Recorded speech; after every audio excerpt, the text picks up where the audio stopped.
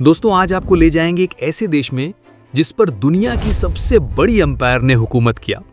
एक टाइम था जब सासेनिड पर्शियन एम्पायर दुनिया की सबसे पावरफुल एम्पायर्स में से एक थी, लेकिन 7th सेंचुरी में इस्लामिक रेवोल्यूशन के दौरान रशीदुन खिलाफत, जिसके कमांडर थे हजरत खालिद बिन वलीद, के हाथों इसका पतन हुआ।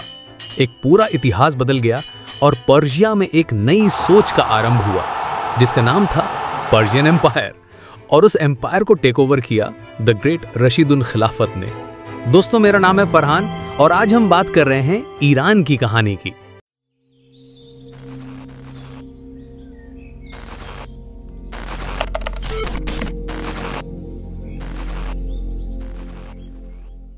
ईरान की civilisational history thousands of years पुरानी है। यह वही देश है जहां इलमाइट सभ्यता 3200 बीसी में शुरू हुई थी। बाद में पर्शिया नाम से मशहूर हुआ, जहां साइरस द ग्रेट ने दुनिया का पहला ह्यूमन राइट्स चार्टर दिया था। पर्सेपोलिस और इस्फहान जैसे शहर आज भी उस ग्लोरियस पास्ट की याद दिलाते हैं।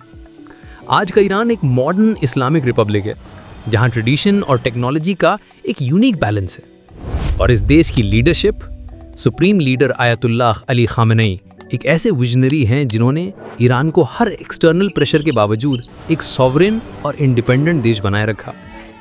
आयतुल्लाह खामेनेई सिर्फ एक रिलीजियस लीडर नहीं बल्कि एक स्ट्रैटेजिस्ट हैं जो दुनिया के जियोपॉलिटिक्स को डीपली समझते हैं। ईरान की मिलिट्री स्ट्रेंथ का सबसे इंपॉर्टेंट पिलर है IRCC यानी Islamic revolutionary guard corps.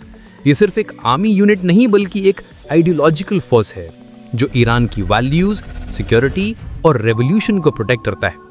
IRCC ने न सिर्फ टेररिज्म के खिलाफ फाइट किया बल्कि रीजनल स्टेबिलिटी बनाए रखने में भी एक इंपॉर्टेंट रोल प्ले किया है, स्पेशली इराक, सीरिया और लेबनान जैसे एरियाज में। ईरान पर वेस्ट के सैंक्शंस लगते रहे हैं, लेकिन फिर भी ये देश कभी झुका नहीं। Social media, trade, oil export सब पे रेस्ट्रिक्शंस होने के बाद भी ईरान ने अपना खुद का टेक इकोसिस्टम डेवलप किया है। VPN से लोग दुनिया से जुड़े रहते हैं और लोकल ऐप्स जैसे सोरोश और बले ने डिजिटल इंडिपेंडेंस का एग्जाम्पल सेट किया है। दुनिया के पास जितने भी न्यूक्लियर वेपन्स हैं उनमें से 90% सिर्फ कुछ ही वेस्टर्न देशों के पास हैं।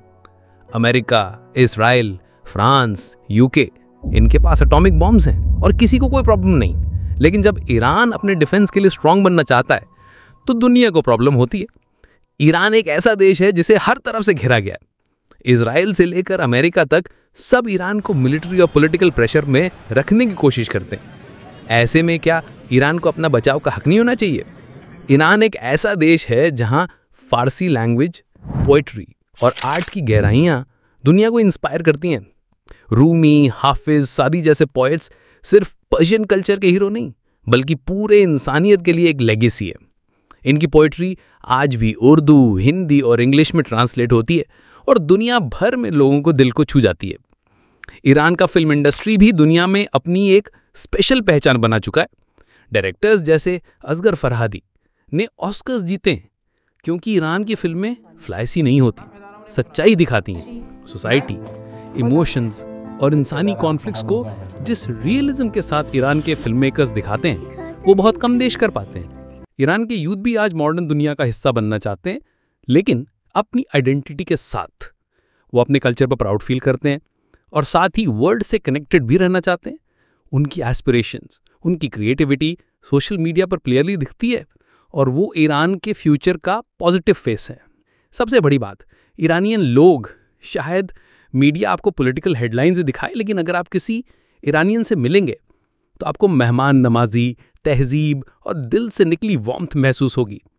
चाहे आप उनके देश का सिटीजन हो या फॉरेनर, वो आपको इज्जत और प्यार से ट्रीट करेंगे। तो दोस्तों ईरान सिर्फ एक न्यूज़ टॉपिक नहीं है, एक सिविलाइजेशन है, एक रेजिस्टेंस की मिसाल है और एक ऐसा देश है जहां लोगों में अपने मुल्क के लिए गर्व भी है और अपनी संस्कृति के लिए जज्बा भी।